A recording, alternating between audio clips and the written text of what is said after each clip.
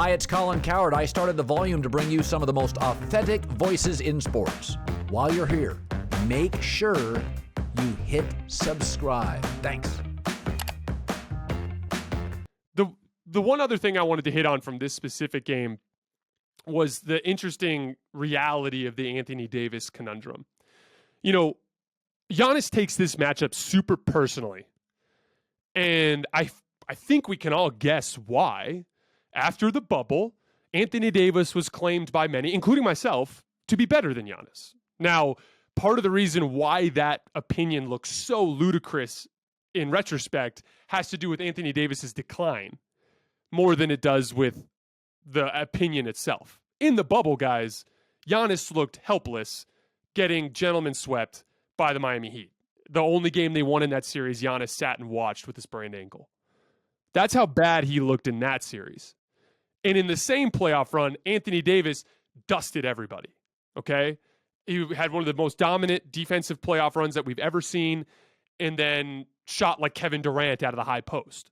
So that's why that was said. Now, in retrospect, it looks really foolish. Now we know in retrospect, like a lot of that had to do with LeBron James. A lot of that had to do with some uncharacteristic hot shooting. And Giannis has gotten much better since then. That's the real reason why that is the way that it is. But for whatever reason, Giannis takes this matchup super personally.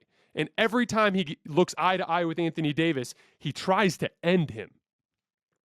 And I think there's an interesting dilemma there because Anthony Davis has some limitations in these types of matchups. It really dawned on me in the Miami Heat series in the bubble in 2020.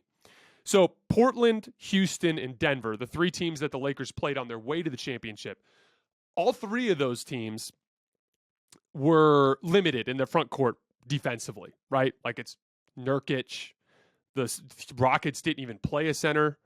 And then Nikola Jokic, although he's turned himself into a decent drop coverage big at this point in his career, in the bubble, he's not that great of a defensive player, and he certainly doesn't hang well with Anthony Davis on an island guarding him in isolation. So he thrived in those settings. But then he ran into Bam Adebayo. And then he ran into an extremely athletic Miami Heat team. And almost immediately in that series, those post-up touches that he was getting were only resulting in jump shots. He wasn't able to get a step on Bam or any of the other wings that Miami put on Anthony Davis. And I paid close attention to Anthony Davis in that series, and most of his success around the rim came as a roll man or as an offensive rebounder.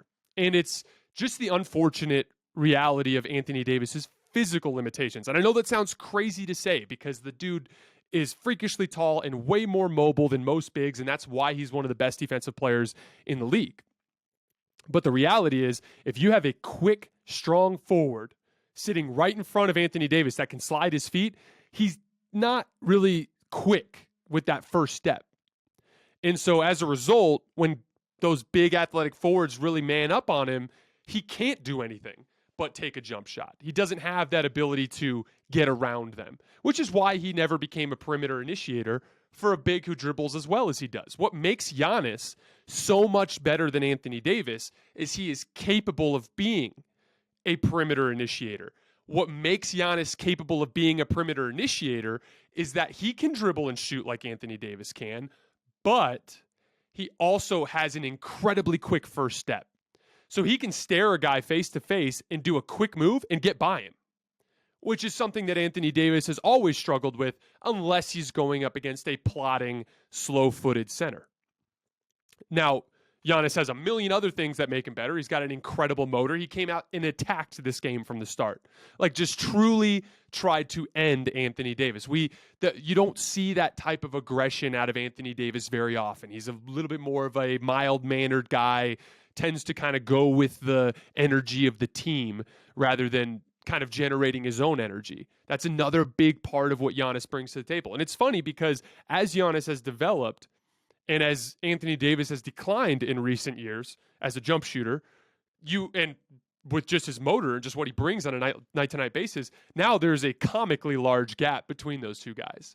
And it is kind of insulting to even consider Anthony Davis as one of Giannis's peers. But that's something that's going to be a problem in any matchup, because in that Miami Heat series, that's part of the reason why LeBron had such a good series. And that I think he averaged 30 on 59% shooting. They relied on him a ton in that series because Miami did such a good job of shutting Anthony Davis down. That limitation doesn't go away. That's going to continue to be the case.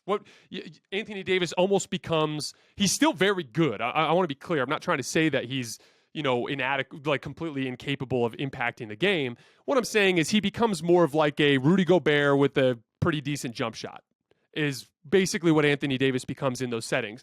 Dominant offensive rebounder, dominant defensive player. He can screen and roll to the rim and finish above the rim, but he just doesn't have as much. Just a lot of his polish gets neutralized by having those big, strong, athletic forwards that can slide their feet and stay in front of him.